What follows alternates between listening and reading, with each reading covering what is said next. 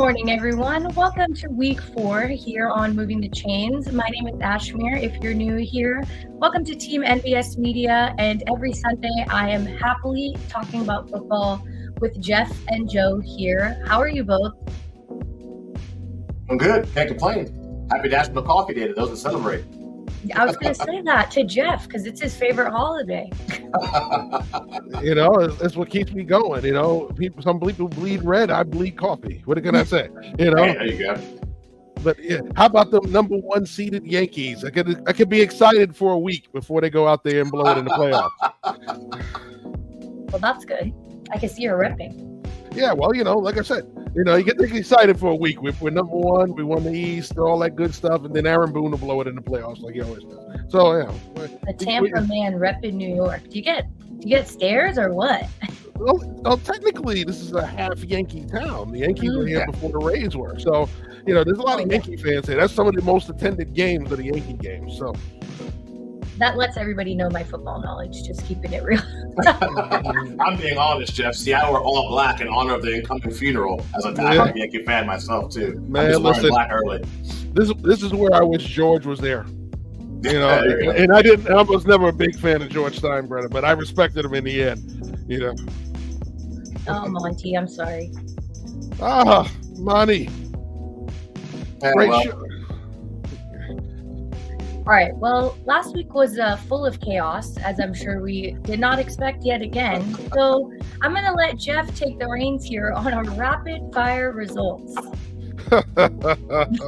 Oh, man. We would be so happy, but we would cry because, Jesus, if you look at the numbers, oh, man. I mean, this was brutal. These last 2 weeks.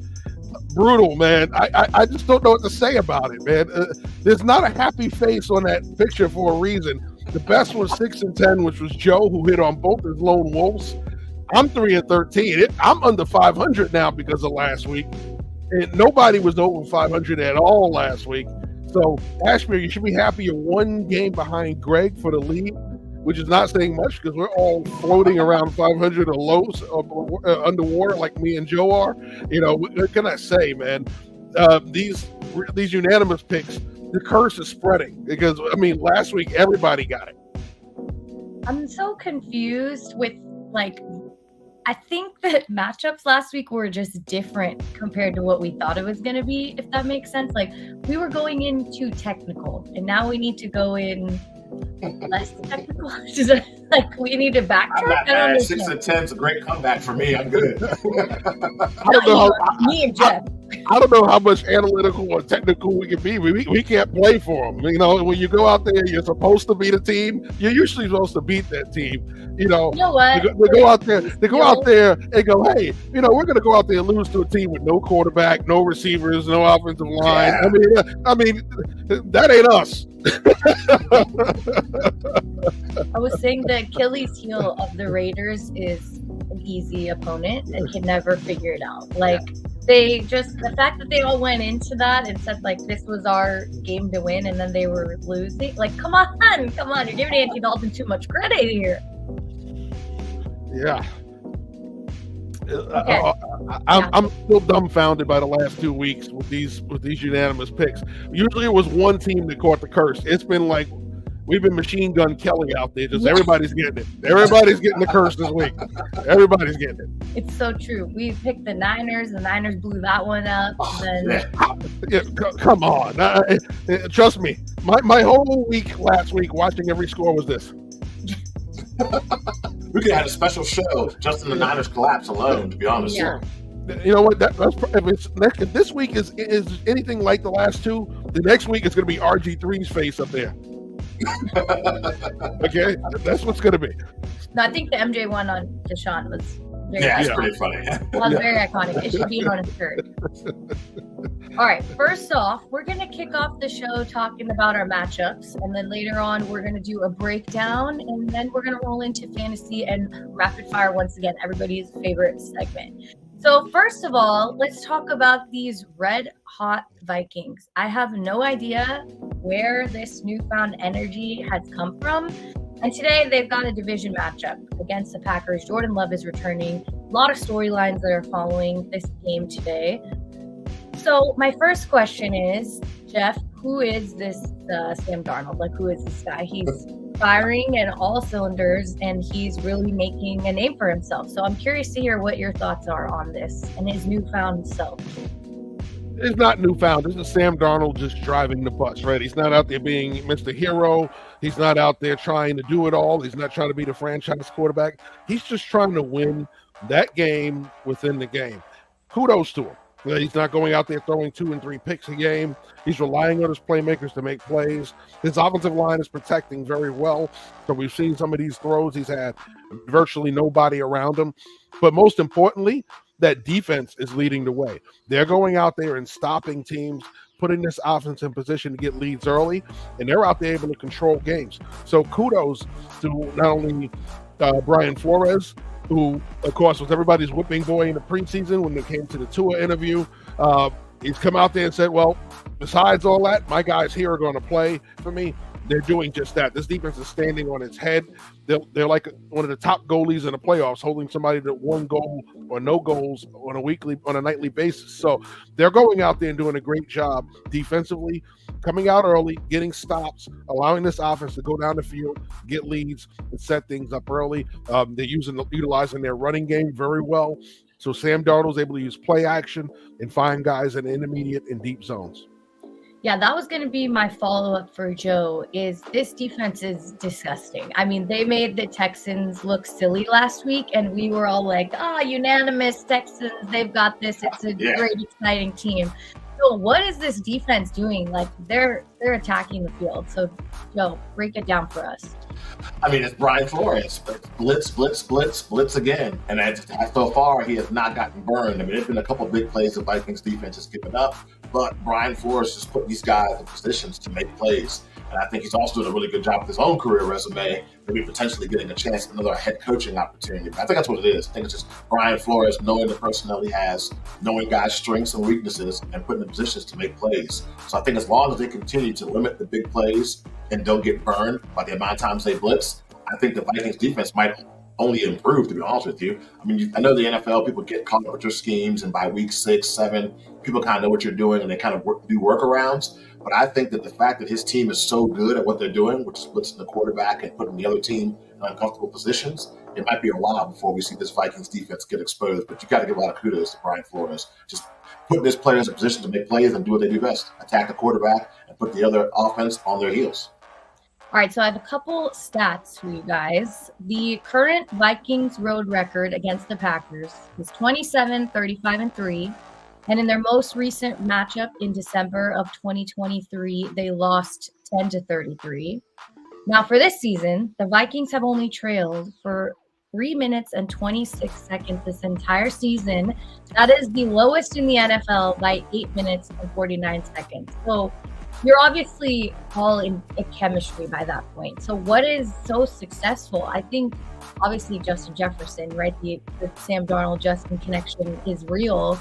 But we need to talk about Aaron Jones. Like, hello. So, Jeff, please give Aaron Jones a little bit of his flowers.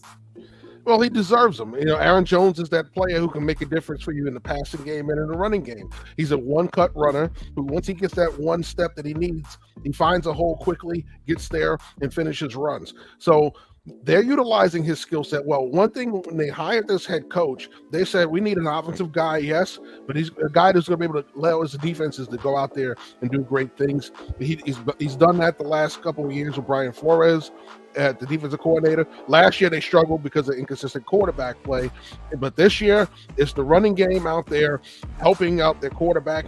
Aaron Jones has brought juice to this running game. Then you have the young guys coming off the bench and adding to that. So one of the things you may not see is the big name as far as Aaron Jones because he's an older player. However, he still has juice in those legs. He's wanted to prove that ever since Green Bay said, we're not going to pay you this time around.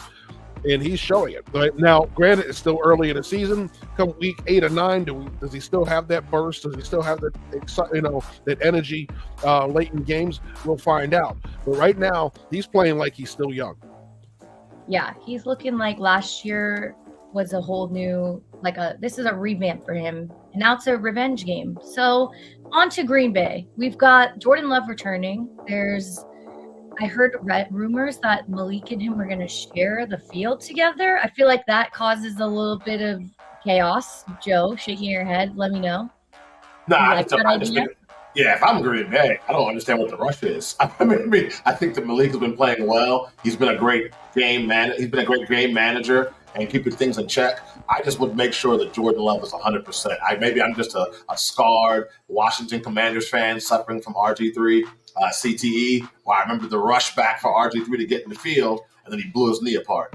Maybe I'm taking it to an extreme, but I just know if I'm the Green Bay Packers, I want to be 100% sure that we've given Jordan Love ample time to be healthy, especially when our team is winning and winning pretty easily, or at least not having difficult games. I just don't see a rush to bring Jordan Love back. What about you, Jeff? Well, I think the difference between this and the RG3 situation is the head coach actually wants you. So, I think one of the things about it is I don't know if that may be a little bit of gamesmanship, because when you look at it, do you really want to put Jordan Love in a situation he has to do something a little more athletic than normal? I don't think you're ready to do that. It may be a good way to keep Malik Willis integrated if you're going to bring Jordan Love back. But honestly, I think that's a good way to give Jordan Love a break, right? If you're worried about his long-term health, if you think he's coming back a little soon, you kind of rushing this, you want to give him a couple of plays here and there, bring him out, let Malik Willis go in there in certain packages like they always do with some of these other quarterbacks who are less mobile, to bring in the more mobile guy for some of those special packages. I think that's a smarter move than putting them both out there, because honestly, by putting them both out there, you lose a receiver. And if you do that, you're going to get a heavier box. So that's one of the things that you don't want to do, is you don't ever want to take a receiving threat away from this defense, because plain and simple, now they can key in better on your running game, or they can send more guys on the blitz after your quarterback. And if you're worried about a guy getting hurt, that's a surefire way to do it, is to invite a blitz. Yeah, I think the way that the Vikings defense is playing and the way that you've all broke it down, it's a dangerous game for him to come back in this matchup. And I think I would have waited until week 5 when they're taking on the Rams, who are banged up as hell. Give him the opportunity to just use that as like a practice game. I don't want to diss the Rams that hard, but you know what I'm saying. Like, just give him the opportunity to take the field, and you don't have the Vikings blitz just coming for him, and you're worried about what's going to happen to Jordan Love. So I heavily agree with everything you guys are saying, and I think this game is going to be very interesting to watch if Love is taking the field more than half the snaps. So go ahead, Jeff. I feel like you have something to say. Well, no, I'm just thinking, because this is going to be an interesting pick when it comes to rapid fire. Oh, sure. Because I think we've all picked against these two teams and gotten burned by both. So, yeah, it's going to be real interesting who we pick in this game. Yeah, I think, this is going to be a very fun, crazy matchup. If this was a healthy J Love, I think we'd be talking a little differently based off of how he's been the last couple weeks, but we literally have no idea since week 1. So, rolling into our next game, we've got to talk about Jeff's favorite team. And the Eagles are traveling to Tampa, which I feel like is kind of dangerous, no? Like, isn't there a hurricane going on? I'm surprised this game's still taking place. Jeff can give us the weather insights on there. We're good. No A.J. Brown, so I put a little X over him because he will not be in this game. And Baker's got 2 elite wide receivers that he's working on. So, sorry, Jeff, what did you say? Tampa's okay? Yeah, no, we're good down here. We had some flooding, a couple areas, but for the most part, Ray J, that area is fine. So these guys will be all right. Oh, good to hear. Good to hear, because I did see a lot of stuff happening all over the place, a lot of flooding. Oh, yeah. Anything coastal usually gets it worse. Certain parts of Tampa will get it. But listen, I work for Nexstar Media, so downtown Tampa, we're right by the Hillsborough River. That floods, so there's a lot of flooding by our building, but that quickly recedes. So that's the one good thing about that. But the Sarasota areas, those more beach areas, they get hit a lot harder. Well, good. I'm glad to hear that you're good. All right, back to football. No A.J. Brown for 3 weeks. No Devontae Smith. Dallas Goedert had a huge game. The only pro, I would say, with Saquon Barkley against a Bucs team that kind of fell apart against the Denver defense. I don't even know what happened there. Giving Bo Nix his first win as the rookie QB. I think let's go back in time before we talk about today's game. Why were the Denver Broncos so successful? I really want to hear either of your thoughts. Whoever wants to take that. They were successful because the Bucks are just dreadful last week defensively. They couldn't figure out a way to stop them. They couldn't stop their running game. They couldn't stop their opportunistic passing game, and they couldn't consistently pressure Bo Nix enough to force him into bad throws. So he was able to sit back with time and make plays down the field. And when he didn't, he made plays with his leg. It looked like the Bo Nix out of Oregon who was making plays, extending plays, and finding receivers down the field. So they didn't make him uncomfortable. We've seen them struggle at times with rookie quarterbacks in the past. But last year was C.J. Stroud, who we thought the Tampa defense was playing well. They'll be able to go into that game. The offense played well, and C.J. Stroud tore him up and beat him. Well, this time around, the offense didn't play well. The defense didn't play well. And it was just a straight beating altogether here at home in Tampa Bay. Look for them to rebound, okay? And why I say that is one of these things the defense struggles with at times can be elite wide receivers. There are no elite wide receivers on the field this week for Philadelphia. Both of them are out, okay? One's out with a concussion. One still has a lingering hamstring issue. They can match up now with their corners versus these receivers and play a lot of games with Jalen Hurts and Saquon Barkley. So that's going to be their focus this week. I think they may be getting Antoine Winfield back from injury. That'll be big for the secondary. So right now they have some injuries too, but it's mostly been on the defensive side where they have a lot more depth than they do on the offensive side. They've been lucky with that. But right now, if their offense can just play the way they played against Detroit, they can win this game because, plain and simple, they should be able to slow this Eagles team down enough to get the victory. Yeah, I was very surprised. It's nice to see an Oregon Duck be successful, but because post-college, it's not really common. But, yeah. All right, Joe, sorry. Bring it back to today. Eagles, they're banged up. There's a lot of injuries going on. What are they doing to take over and get back-to-back wins? I feel like that's a big thing they're missing right now. I think you got to go with your stars. You got to lean on them. So I think you should see a heavy Saquon Barkley in the running game and the passing game. I think you're going to see their tight ends get involved a lot, and their defense is going to show up and play really solid too as well. I mean, Tampa's offense has a chance to be explosive. When you talk about Mike Evans, you talk about Godwin, some of the weapons they have on there, the really good rookie running back they have in Tampa as well. So I think if I'm the Eagles, I want that offense on the sidelines. So let's run the ball. Let's use Jalen Hurts' legs, get him out in some boots, and also get some quarterback design runs as well, and keep Tampa Bay off of the field offensively. I think if you make the game ugly, Eagles have a chance. I mean, maybe the former commander, Johnson, can get involved in their offense, and maybe he has a big game as well, too. But I think if I'm Philadelphia, I want Baker Mayfield with a hat on and a clipboard in his hand, not on the field making plays. Spoiler alert, I did pick up Jahan Dotson on my waiver wire because A.J. Brown is my usually reliable guy, and he's been out for 3 weeks now, and next week they have a bye. So I think this is a big opportunity for the Eagles to get things right and take things over.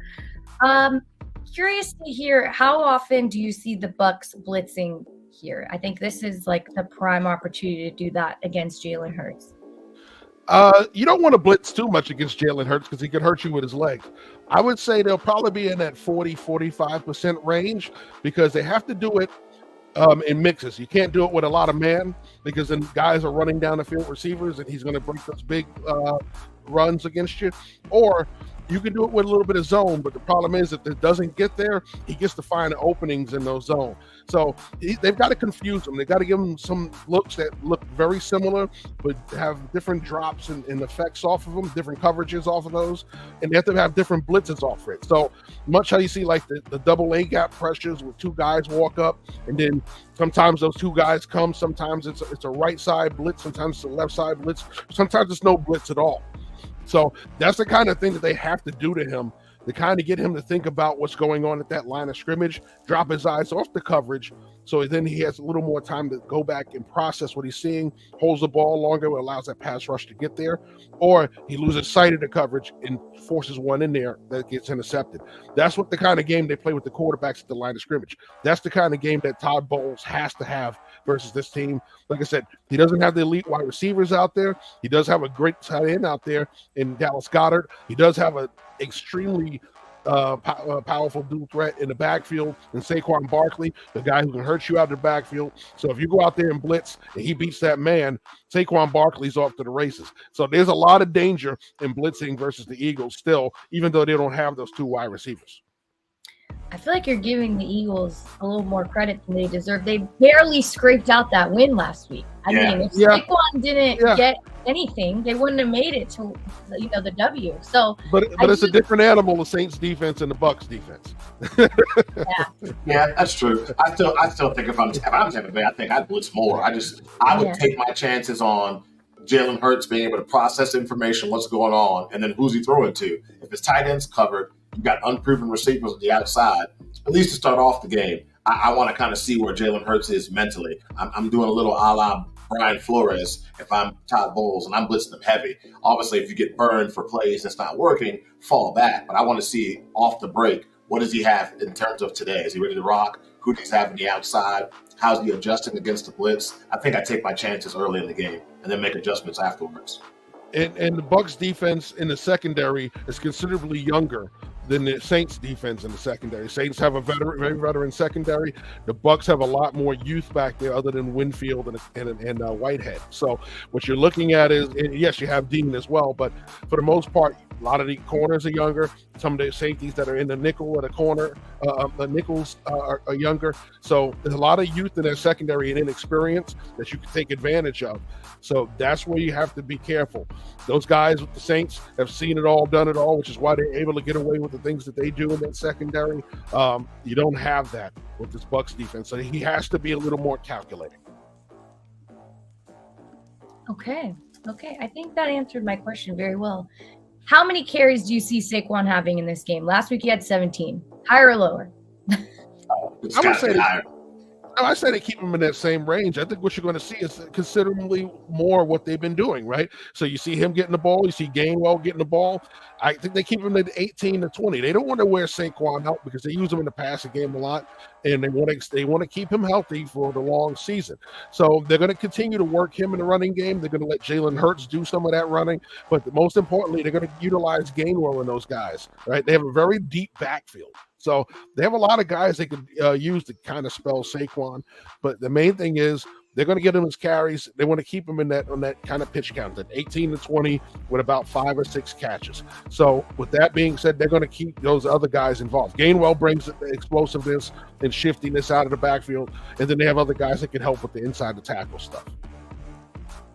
Okay, I feel like this is going to be more exciting than I thought, and really because of this breakdown. I think I was expecting it to be a little different. Missing 2 of your key deep threat receivers is very hard to overcome, but you know what? If Jahan Dotson has a nice 2 TD game, I won't be upset at all. All right, we're going to take a little break, everyone, and then we're going to roll into our Jags breakdown, what is going wrong, and we're going to talk about our fantasy picks and the rapid fire. So we'll see you guys soon.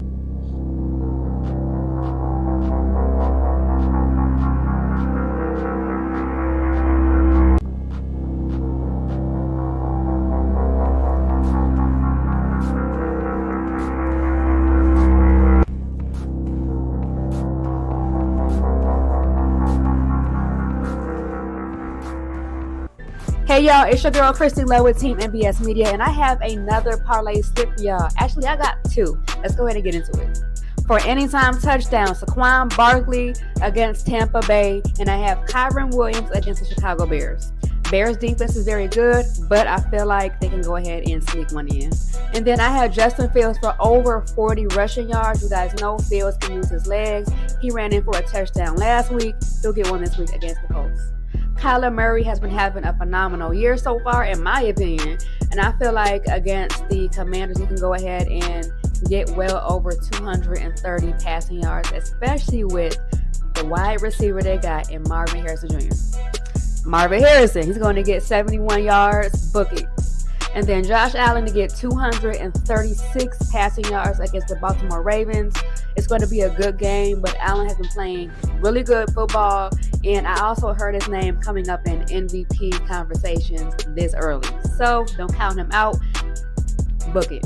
And for my second parlay, I have a money line parlay. I got the Carolina Panthers beating the Bengals. Hear me out. The Panthers benched Bryce Young and put in Andy Dalton. Andy Dalton came in and got over 300 yards against the Raiders last week, right? The Bengals look bad against the Commanders on Monday Night Football. So I feel like the Panthers getting that first win with Dalton kind of got them some momentum. So just don't be surprised if the Panthers beat a bad Bengals team. I'm just being honest. That's a bold pick. I know the Panthers are garbage. I know the whole organization as a whole is bad, but don't be surprised if the Panthers win against the Bengals. Then I got Minnesota at Green Bay. Minnesota is on a 3-game winning streak. They're 3-0. I can see them beating Green Bay without Jordan Love. Aaron Rodgers not losing at home. Then I got Texans coming back after that loss they had last week. They're going to go ahead and beat Jacksonville. And the Cardinals are my sleeper team. Even though the Commanders played a really good game on Monday against the Bengals, the Cardinals are looking good. Like I stated before, Kyle Murray. Also, sign up for BetUS. Go to betus.com. Use the promo code TEAMNBS and go ahead and make a deposit of at least $100, and you're going to get that deposit match of 125%. All picks that I just gave you guys are all on BetUS, so go ahead and go to betus.com, use promo code TEAMNBS, and then go ahead and deposit and get that deposit match of 125%. Do not say I've never offered you guys anything, all right? Make sure you guys comment, like, and follow for more. Bye. All right. I think she's going in. She's about to win a lot of money today. There were a lot of good picks on there. She's heavy on the Cardinals. The offense is electric, but I think those were some very good picks. You're guaranteed to win off a lot of that. So thanks for those promos, Christy Love. All right. Now, we're going to roll into Jeff's segment. This is Jeff's time to shine because he's going to break down what is going wrong with the Jacksonville Jaguars. There is a lot of problems going on. How can they turn this around? And going forward, why is Trevor Lawrence struggling? So many questions that we need answered. So please, Jeff, take it away. Jacksonville's 0-3, and for good reason. There's a lot of problems here, and it starts on both sides of the ball, but it starts at the top. What's going on? This has been a Doug Peterson thing, and right now, he has to own this.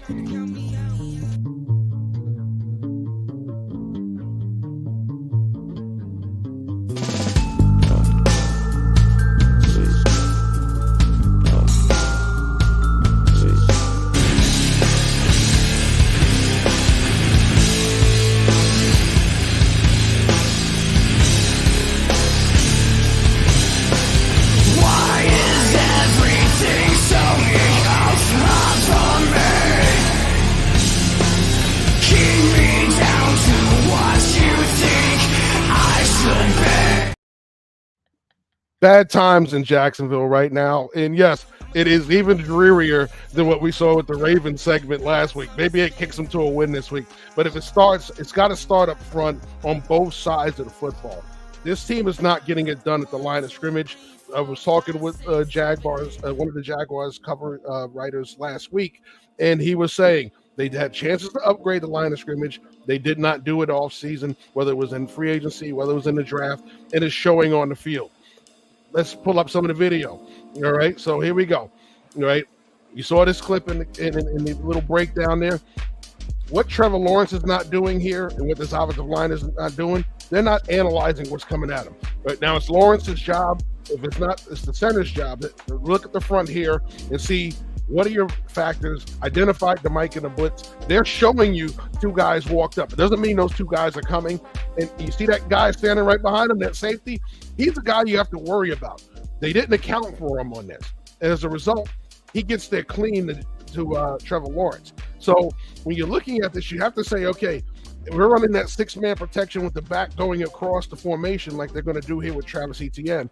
By pulling him across, you can't account for that blitzing linebacker who's actually a safety right now. So he gets there clean from the second level. Trevor Lawrence has no chance, all right? And once again, I want you to see where he comes from again. I'm going to back this up. Look at him second level. He even walks up. The fact that nobody looks and sees him walking up outside tells you that there's an issue with protection here. Okay, so once again, at the line of scrimmage, you are not protecting your quarterback. If you're not protecting your quarterback, he has no chance to make plays down the football field. And most importantly, he's not going to last a full season with this kind of protection. We saw that happen last year. Trevor Lawrence got hurt. They struggled at the end of the season. Even when he got back, he wasn't the same Trevor Lawrence. All right, let's look at the defensive side of the ball. This team for many years is known for pass rush, and they had a solid secondary. Well, guess what? They're not getting it done here either. Okay, on this one, you saw this also in the clip, right? The breakdown. They're going to get a solid edge rush here, but look at that clean pocket inside. So he steps up, and then he steps back out. Okay, now nobody's around the quarterback. It's only a 3-man rush with a spy. Josh Allen can buy all the time he wants and find guys open in the end zone. Once again, let's go back to it. 3-man rush. You got to win with 3. Okay, and yes, they're spying him still. The 3-man rush. When only one guy can affect the quarterback, that means there's escape lanes. Once this happens, you have to cover forever in the secondary. So once again, if you're going to risk 3- and 4-man pressure, you've got to get home. Just getting around the guy doesn't get the job done. These are 2 of the reasons why this Jaguar team is struggling. It starts at the line of scrimmage. We talk about it in college. We talk about the NFL. When you're weak on the line of scrimmage, your team tends to struggle. They're struggling big time on both sides of the ball because at the line of scrimmage, they're not getting it done. Today they take on the Houston Texans. Not an easy opponent. And I think those are changes that can be implemented today. Maybe, maybe not. But where do you see them finding success? I mean, I feel like Houston's mad about last week, so they're going to take it out on these sad cats. So, Jeff, where do you think it's going to help for them to improve? When's that happening? Well, I don't know how much you can improve at this point other than just trying to come up with schemes to help your quarterback and your offensive line, right? So that means a little more extra protection, chipping on the edges. If you're seeing heavy blitz teams, being able to come up with protections and quicker throws that beat the coverage, right?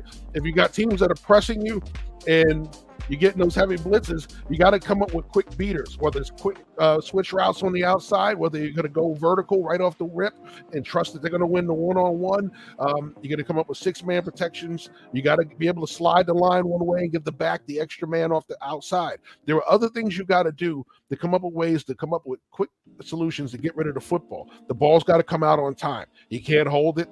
You can't sit there and think that, okay, if we're going to keep 6, now maybe 7 and max protected, guess what? You keep 7 in, they're going to blitz even more guys. So teams are not afraid to go man-to-man when they know that you have issues protecting your quarterback. They're just going to bring more and more pressure to the point where you have to keep throwing quick.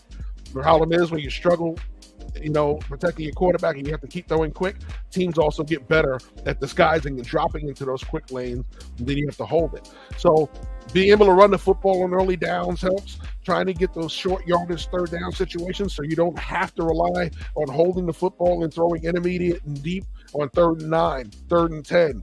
If you have a penalty, 3rd and 11, 3rd and 13, right? So the main thing is you have to get ahead of the chains. You have to work 10 yards at a time, and you have to start to take this as a point where we know we're compromised in the line of scrimmage. We have to create ways on the outside to make plays in the passing game and in the running game to kind of slow this edge rush down, okay? Because teams are just going to keep – it's a feeding frenzy. They're like sharks when there's blood in the water. They're going to keep coming after you when you know you can't protect your quarterback, and they can beat you up at the line of scrimmage. The defense is also doing very bad. I don't know if either one of you want to take on I think little adjustments on one end can make the team feel maybe like they won't get blown out week after week. So what can the defense do differently going against the Texans today, for example? I think if I'm going to try to improve on the defense, you got to try to see if you can limit Houston's running game. I mean, I don't know if it's been decided what we've been on the air, but Joe Mixon coming back from that ankle injury, is he playing, not playing? I think I've tried to make C.J. Stroud one-dimensional and try to limit their running game and hope your secondary can hold up against a pretty decent wide receiver corps the Houston Texans have. But I think if I'm the Jaguars, try to limit the running game. And like Jeff was talking about a couple of shows ago, you got to get some kind of pass rush. I don't think blitzing him is a good idea because then you're leaving opportunities for those receivers to make plays. So, like you just alluded in this breakdown, those 3-man fronts, 4-man fronts, you got to get pressure without being forced to blitz. But I think I try to limit Houston's running game and try to make them one-dimensional. I know most times when they snap the ball, it's going to be a pass play. That's pretty much the only shot they really have to try to limit Houston's scoring. Well, don't forget Cam Akers will be filling in for Joe Mixon. And last week, if you watched, both of you guys said there will be no Cam Akers slander, okay? So he will still possibly be that guy. And there's no Tank Dell today. So I think that maybe helps with the deep threat offensively. Go ahead, Jeff. Yeah, the main thing is you got to win with 4. Okay, you got to get there with 4-man pressure because you're going to have to mix up coverages in the back end to slow down Stroud. You're not going to be able to blitz this guy and trust his secondary to hold up, even with no Tank Dell. Nico Collins, Stephon Diggs on the outside, Dalton Schultz in the tight end position. They're going to have plenty of weapons to still hurt this secondary. They're going to have to mix up looks and coverage to get him to hold the ball and allow that 4-man pressure to get there. And we just say it's poor drafting, poor jobs in free agency, adding depth to this defensive rush has really hurt this defense. Their secondary is a modest secondary, so they're not going to go out there and make huge plays for you consistently. You got to be able to win up front, and they're just not doing it. So you got to get this offense to help you out, but most importantly, this defense has to be able to hold them to field goals and force some punts and keep them out of the end zone as much as possible. That's the only way they're going to have a chance against the Texans today. This game's in Houston, and I feel like they have that as their advantage as well. Sure. It feels like the Jaguars just made a complete 180 from last year, like to keep it 100. I think last year they were contending in the AFC, and now it's like they need to blow the whole thing up. Rumor has it, I don't know who's rumoring, but Bill Belichick could get Doug Peterson's head coach job. After today's matchup, how worried are you if you're the head coach? What are you feeling? Oh, I'm not feeling Jacksonville. I am on Remax. I'm on Homes.com. I'm not feeling good at all if I'm Doug Peterson at all. Because like you just talked about, Ashmere, I think about this is the Jacksonville Jaguars team that, remember, almost beat the Patriots to go to the Super Bowl. There was the interception that wasn't. And I feel like ever since that season, there's just been, I know injuries have played a factor, but man, the fall to go from that to where they are now, I don't know about anybody else, but after they lost that game to New England, my thought process was, wow, this is the beginning of something. They'll be back next year and the year after that. Mm-hmm. And man, I don't know if I've ever been more wrong about anything in my life. It just total collapse. Yeah, I'm not panicking just yet, but I'm worried. You know, the owner came out, Shad Khan, and said there's no changes expected for now. Okay, you're 0-3. So he's not looking at this as a total loss. Go to 1-6, 1-7, 1-8. I just start calling my real estate agent because you never know. Okay, at that point, you may not last the season. So they've got to get this turned around. They've got to at least show some kind of improvement today to make people believe that this season is salvageable. This is looking like the team that lost the last 5 games of the season last year. And they have not gotten it right since then. So there's something really wrong with this team. And like I said, unfortunately for Doug Peterson, this is becoming your trend, right? You win Philadelphia, win the Super Bowl, and then all of a sudden it all goes wrong after that. You get fired, and you're now in Jacksonville. You have a great push, and it's going wrong since then. Okay, so this is becoming the trend with you. You don't want this to be your full career narrative as a head coach. You want to turn this around and show that you are adaptable. You have the ability to problem solve. You have the ability to motivate your guys when things are down to get things right. You know, this job description you just gave sounds like every job ever. You need to be able to be a good team player, motivate yourself, and find the W at the end of the 4 quarters. So I think if anybody's looking to apply to Jacksonville, they would probably help in any way, shape, or form compared to how they've been playing the last, 9 games, we could say collectively. Yeah, I think we're going to see a lot of change happen, especially when you pay Trevor Lawrence the way you did. There's a lot of adjustments that need to be made. All right, we've got so much more football to talk about. So we're going to take another quick break, and we're going to break into fantasy, and we're going to rapid fire. So we'll see you guys soon. Are you looking for an energy boost during the day, but you don't like the coffee crash?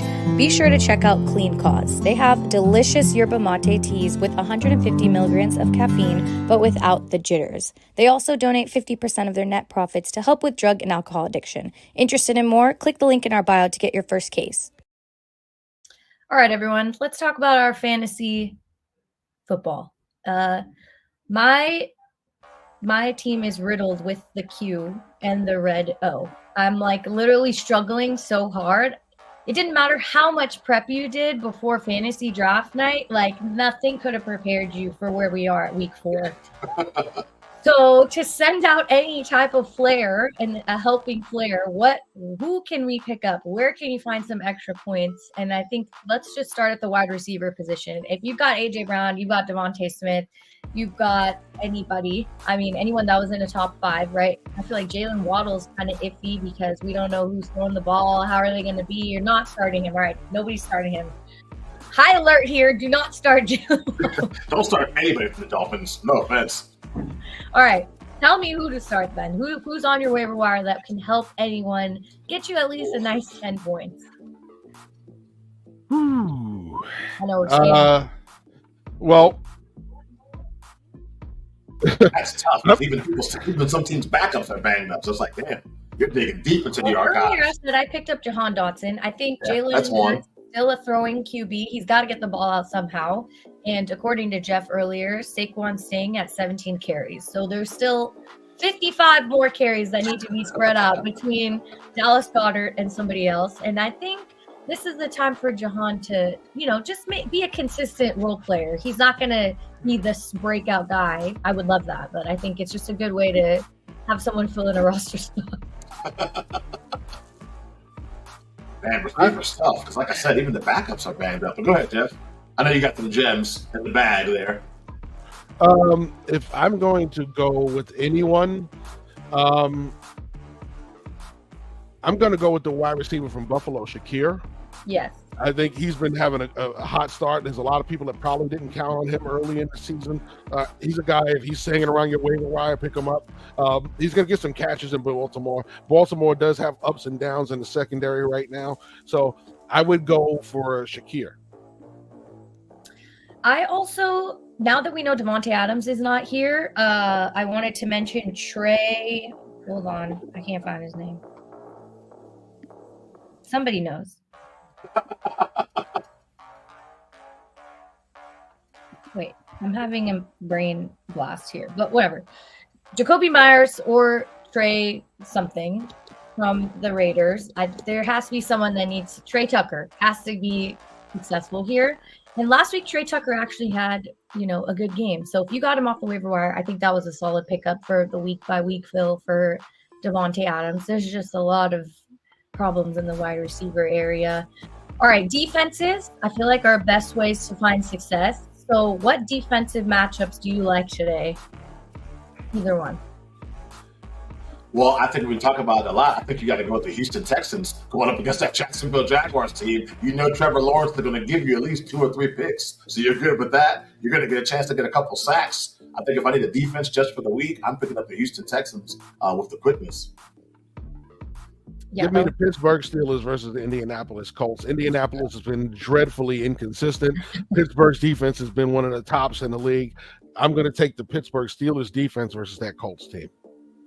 Yeah, and I think my pick is still going to be either the Chiefs because the Chargers may or may not be playing without Justin Herbert. But, of course, I think the Niners can kind of take over the Patriots in this one. Not crazily, but I think they'll want to, hold down the home fort and put the Patriots at rest because they've been having a really rough couple weeks. So those are my couple pickups. And then I think the tight end position really can make or break you. I picked up Hunter Henry, and he completely broke me. So what tight ends do you see having success today? Excluding Dallas Goedert. If you have him, lucky you. He's going to be great today again. Let's go. Mike Gesicki from the Cincinnati Bengals. I think that's somebody that Joe Burrow is becoming more and more comfortable with, and that's a guy that kind of up and down career. But I think so far his start in Cincinnati, he's been pretty solid. Give me Pat Freiermuth from Pittsburgh. I think what you're going to see from Pat Freiermuth is they're starting to pay attention to the guys on the outside. Freiermuth on those play action passes coming down the middle of the field is going to be a guy that's going to get some big catches in Pittsburgh. Yeah, you know what? I got him in like the 11th round or something in both my leagues, and everyone's like, you really have too much faith in Pat Freiermuth. And I was like, you know what? Justin Fields they're gonna recognize each other, and it's gonna pay off for me in the end of the season. So if Jeff's saying it, newsflash, all my haters, I drafted well. Don't you dare, Greg, put Kyle Pitts on that screen. You know how many seasons that guy's broken fantasy managers' hearts? Stop. It's not his fault. Oh, I agree. It's not his fault. I mean, third season in a row with Kyle Pitts as my starting tight end. Maybe 1 year he'll come through. 3's too hard. 3 years you're supposed to break up with them. So I think you're at your last year. Having trust issues, I guess. I don't know. All right. Well, we are getting close to closing out our show, which means it's time for the rapid fire segment. If you missed where everybody is, I'm going to show it again because we need everybody to know, if you're joining late, where we all stand. Not too great after week 2. It was an explosion of wrong picks because we are truly so messed up when we go unanimous. So Jeff will bring up his big board for us and we will throw down who we think is going to win this week. And Greg and I are literally neck and neck. So 6-10, what a comeback. Oh, it's like being turked by a syphilitic bear the last 2 weeks. Oh, my. Oh. All right, because Jeff has the big board, I'll let you roll through and we'll pick them. All right, so Jacksonville, Houston. Let's start off there. Greg is going Texans. Dude, should we pick unanimously? I'm scared. I know we just did a Jacksonville segment. They're falling apart, but the curse is real. Any given Sunday, but listen, it seems to be every Sunday the way it's been going the past couple of weeks.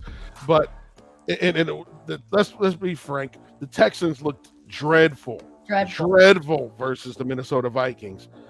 But nothing looked worse than that defeated Jaguars team on Monday night. Yeah, so I'm going to take the Texans. I just one bad week compared to 3 bad weeks. I'm going to go with the team that at least showed me something. Give me Houston. All right, Houston all around. I think we are unanimous. This is a get back week for the Texans. They're gonna beat that in Jacksonville, kind of right the ship. Sorry, Jag fans. All right, Eagles and Bucks. Yep. I said this already. Listen, I just don't think that a beat-up Eagles team is going to get it done this time. They're at full strength. They weren't getting it done versus this team. 1-3 is Jalen Hurts versus Tampa. I'm going to go with Tampa, especially because they're healthier. They're coming off a bad loss. They're going to want to get right. The Eagles pull one out, but you can't keep pulling these games out when you're getting worse and worse and worse on the injury report. 2 top receivers out. I think that's going to be the main focus here. The defense is going to hold. They're going to make it a fight, but Tampa Bay pulls it out. Yeah, I'm rolling with Tampa too. That's 3 a defense. That's 3 Tampas lone wolfing out here. Yeah, I'm going to say the Eagles rely on their defense and they get it done. I'm going to go Philadelphia. Get it? Cue it up, Joe. I'm going to go Eagles, yes. Lone Wolf, that is I. Don't stand up to anything for you, Mark Wilson. That's a very Snaggapus-like Lone Wolf,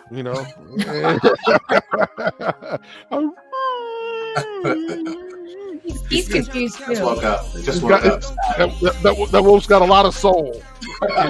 He's crooning. Ooh, Monty's with you, Joe. He said good pick. Hey, man, trying. I can't be bottom of the barrel the whole season. I got to make a move. I'm like Jacksonville. I got to make a stand. All right, so we got the Saints at Atlanta. Yeah, I'm rolling with Kirk Cousins. Okay. Ooh. Greg is going Falcons. Ashmere is going Falcons. No Chris Olave. Derek Carr is like, if he has to move, it's a wrap for him. So. Yeah, I'll go Saints. You're going to go Saints? Okay. Sure. Well, Joe, you won't be lone wolfing on this one. I'm going to go to Saints. Yeah, I'm going to go with the away team on this one. I think the away team gets it done in this series. So I think New Orleans to win in Atlanta, and Atlanta to win later in the season in New Orleans, I think is how this one's going to go. So I'm going to go with New Orleans in this one.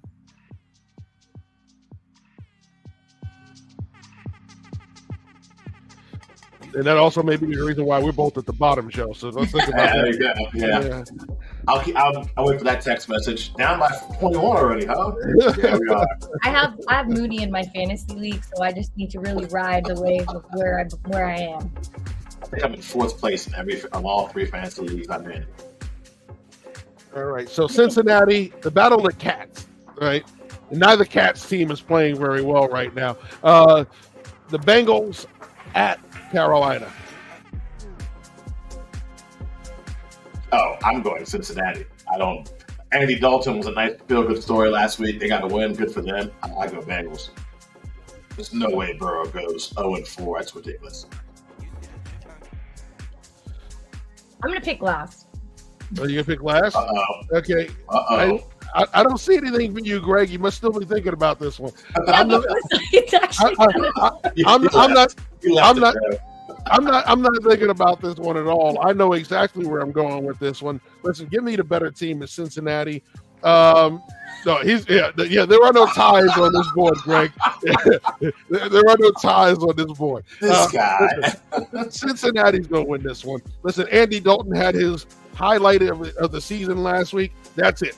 We're going back to regular Andy Dalton at this point. We're going back to regular programming in Carolina. Bengals get the win. Fine. I'll pick the Bengals too, but I really am not counting on Andy Dalton in this game.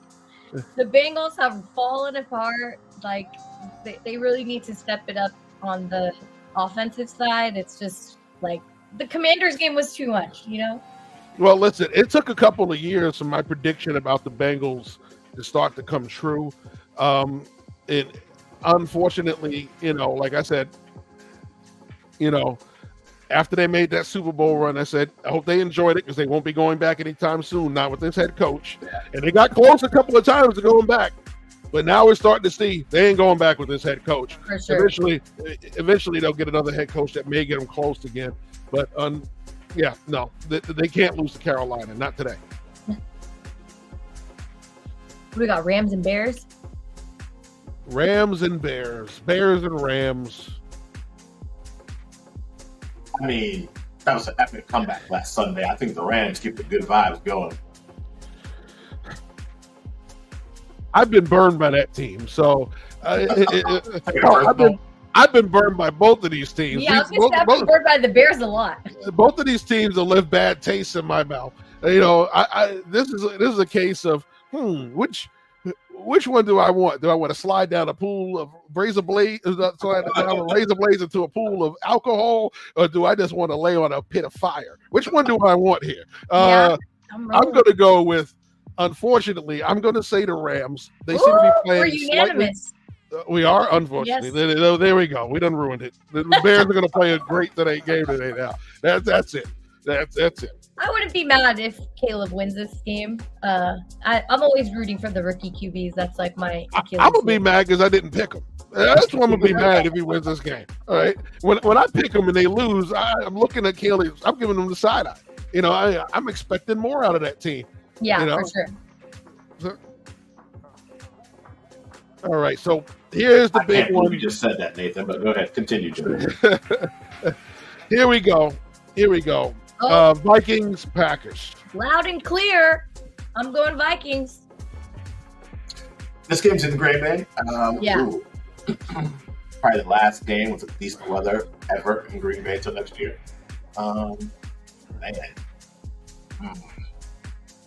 Greg's got the Packers.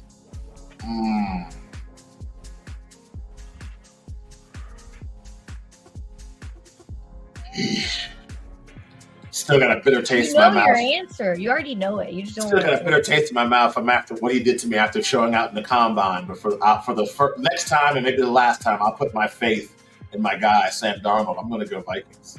Okay. I knew you were picking it. Well, we're Vikings. Both of these teams are giving me the old Italian name. All right, so every time I picked against them. All right, so I'm going to get it from one of them either way. But listen, there's a hot team right now. Both of these teams are playing well, but one of them is hot, and that's Minnesota.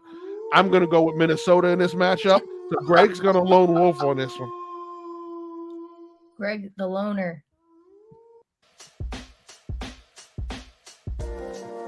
All right, Pittsburgh, Indianapolis. Justin Fields, baby. Count me Yeah. in. Yeah, Anthony Richardson's been just so inconsistent. I can't. I gotta go Pittsburgh. You go from an 80-yard bomb on a rope to like a pass. You don't understand what you're doing. Yeah, I'm going to go Steelers. All right, well, this is going to be one of those games we're going to be sitting on the edge of our seats because we're all going Pittsburgh in this one. They remain undefeated, right? Up until they face Greg's Cowboys next week in Pittsburgh. All right, so Jets, Broncos, the Hackett Bowl. I'm going to go Jets because I think they're going to take this game super personal.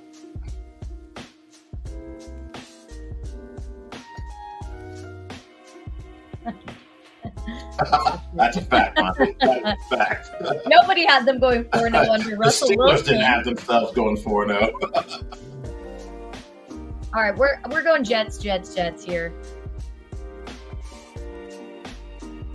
I don't see just by the who you slogan, have, Greg. not the actual choice. All right, so you're Jets, Jets across. Look at that. Well, I haven't seen Greg officially say Jets, though. Are you in on the Jets, Greg? I think he is. He is. Yeah. There you go. Okay. We're officially unanimous. All right. Your surprising Commanders versus the Cardinals in Arizona. Kyler Murray scares me. Christy Love said the Cardinals are going to win, okay? Yeah, she did. She's wrong. I'm going to go Commanders. Yeah, okay. Christy Love is wrong. We're going to go Commanders. Come on, I'm going Daniels. Commanders too. Way to make a comeback with a smart pick there, Nathan. Ridiculous, sir.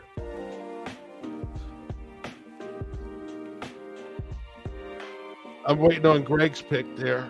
I know Nathaniel's got. There you go. All right, Greg. Woo! That's got to hurt, Greg. I know. That's all right. There's plenty of room in the bandwagon. Welcome, sir. Find a seat in the back. Ashmere, did you say Commanders as well? Yes, sir. Okay, well. Find a seat in the back. I've got the duo on my fantasy, the Scary Terry, Jaden Daniels duo.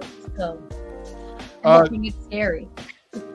Joe, turn your hand around for Dan Quinn because it's a unanimous Oh, no. Commanders. Great. All right. I'll make sure I send a clip of this to the team before they hit the field as soon as the We show should goes off the screenshot air. this for you. That we all believe. Just like when everybody picked the Raiders and they lost. I'm going to remember that forever. The Patriots are coming. The Patriots are coming to San Francisco. If the Niners don't get this right, next week we will have a segment about are the 49ers falling apart. You heard it here.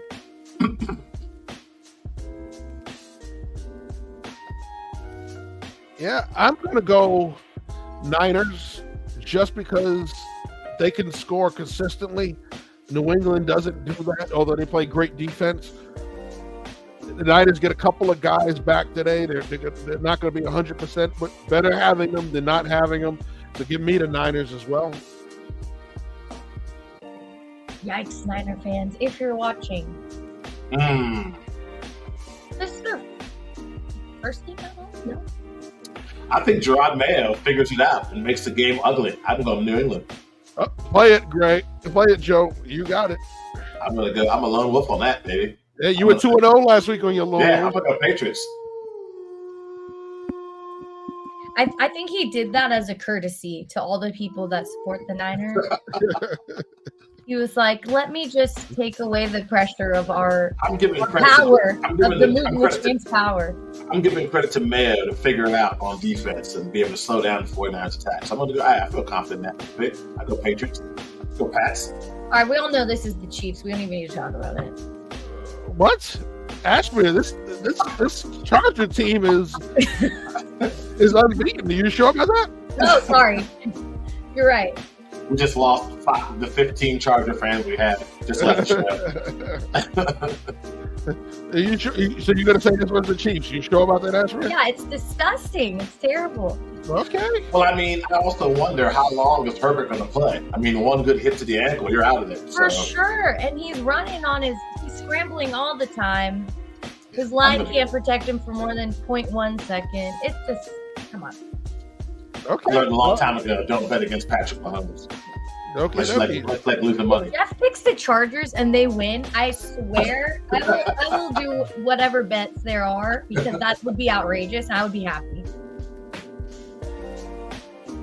I don't know. They're a tough team, and granted, there's no Joey Bosa. Yes, Alt is out as well. No Derwin James. No Derwin James. Patrick Mahomes. Can they slow it down enough to pull this one off? Wait, do you really mean that they're a tough team? I don't see that at all. Who's covering Travis Kelce on that defense now? Well, everybody's been covering him this season. He's averaging 38 yards a game. And you got to bust out somewhere. This is going to be the bust out game. There's nobody on the charts that can cover him. But everybody is correct. We are going Chiefs on this one. I'm like, wait, am I in the Twilight Zone? I gotta add some drama to this. Come on, I can't just sit here and go, yeah, Chiefs. Believe me, I think the Chiefs fans already like the fact that they're riding on this 4-0. Last week was, come on, we all agree there was a penalty in the end zone. This is TV, folks. We do got to make some drama in this. I'm sorry. Okay. So speaking of drama, how about the Browns and? This is a drama game. Both of these teams have messed everybody over this season. Okay, all right. Hence the crying Jordan on top of the Deshaun Watson earlier. Okay, but hell. People do say Antonio Pierce looks like my cousin, so therefore, you know. Oh my God, Greg is back again. Yeah, I'm gonna have to go Raiders as well. Deshaun Watson's a broken man on and off the field. I'm gonna go. I'm Raiders. Going Raiders solely as a fan. This one I'm not choosing with my logic. All right, so Raiders, and a lone wolf on the Browns because. I'm sorry, no Max Crosby, no Devontae Adams, there's too many no's for me to trust the Raiders on this one.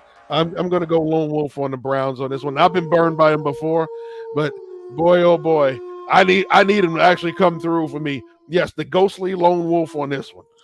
I think we're going to see a nice AOC sighting in this game, so it's going to be different. As a Raider fan always says, it's going to be different. Welcome to being life as a Commanders fan. It's going to be different next week. All right, now we have a fun matchup. Yes, the Bills and the Ravens, 2 MVP candidates. Oh, so game is in Baltimore. Okay, cool. That makes it easy for me then. I'm going to go Lamar Jackson and the Ravens. I thought they were on the road. I'm going Buffalo. Everybody was saying Josh Allen can't be who he is without Stephon Diggs, and that is just not true at all. He can do whatever he wants. I got to see it. He's still Josh Allen, yeah. Yeah, I'm going to go with Josh Allen and the Bills on this one. They've been a little more consistent. Baltimore, you can't play that Dallas defense every week. So give me the Buffalo Bills. It'll be a close one, but Buffalo pulls it out. Yeah, this will be very fun. All right, moving on to the next matchups. The Tennessee Titans versus the Miami Dolphins, and who needs a win more? Oh, God. I'm going to pick just because I think that the Miami Dolphins have the better roster, so I'll go Miami. I said that last week, and then they went to their third QB. I think Will Levis is he loves to turn the ball over. This is really hard. Jeff, you pick first. Sure. I'm not a huge fan of mayonnaise, but occasionally it hits the right spot. I'm going to give the guy that loves mayonnaise the win here, and I'm going to go with the Tennessee Titans. All right. So mayonnaise wins in this one. Okay. More ways than one. I'm picking Tennessee too. Joe is somehow lone wolfing on the Miami Dolphins. Come on, baby. Come on. Come on, Mike McDaniel. Rally the troops, son. What a world. Rally the troops, Mike McDaniel. Don't let me down. All right. So Detroit and Seattle, potential playoff matchup here. Oh, dude, come on. It's tough to win on the road in Seattle. We got to go Seahawks. A bunch of, besides Geno Smith and DK Metcalf, unless you're a really intense NFL fan, a lot of no-namers on Seattle, those young kids can play. I'm picking Detroit. I don't have a reason. Seahawks and Kenneth Walker get the win, so Greg is going Seahawks. Oh, man.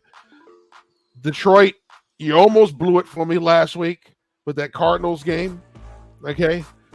You blow it for me this week, Detroit. You're going to have a hard time in another tight matchup with me trusting you. You're really abusing my trust. All right, I'm going to go with you in this one on the road in Seattle. But if you blow this one, Detroit, trust me. I'm going to have a very hard time picking you in some real tough matchups going forward. So give me Detroit. I'm with you, Jeff. All right, so Tampa Bay, Atlanta, a tough divisional matchup, Thursday Night Football. It's hard to predict the future when we don't even know what today looks like. Ooh, it's like enough bars right there, Ashmere. Dropping bars. Early in the morning for that. Such poetry. Thank you. I'm going to go Tampa Bay. I picked Tampa, so I guess I'll pick him again. I'm going Tampa Bay. I think this will be a very close game. The division games always are. Down to the field goal situation, the Rams did to the Niners. Kirk Cousins will find a way to botch it up. Just wait. Tampa Bay is the pick for Greg. See, this could be a tough thing, especially as I cover these teams. I cover the Bucs. These teams usually split. It's very rare one sweeps. Yeah. So the question is, where do they split at? Is it the home team that wins? Is it the away team? The last time around, I believe it was the away teams that won. Give me Atlanta at home. I think they're going to get this one at home, and the Bucs will get them back in the Bay. These, like I said, they all usually tend to split. Give me the Falcons at home Thursday night. Okay, I like that. And in London, we're going to have the Jets and Vikings. And when is this London game? We'll be on the air when it's going on. Like 7 a.m., 8 a.m. our time. Oh, nice. So we'll have a live score on the screen during the game, during the show next week. I think there's a lot of Vikings fans in London. Don't ask me why. I think they just want to wear the Vikings hat. So I'm going to pick the Vikings for that reason. I think the London people really want to channel their inner Skull.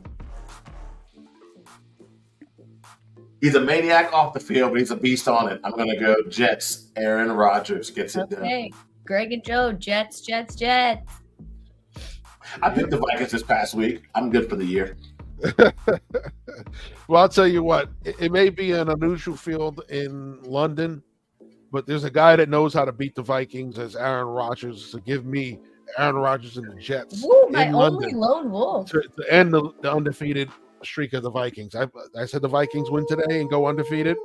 So great. Ashmere gets to go lone wolf. I'm not thrilled about the pick. I really just went based off of the vibes of London.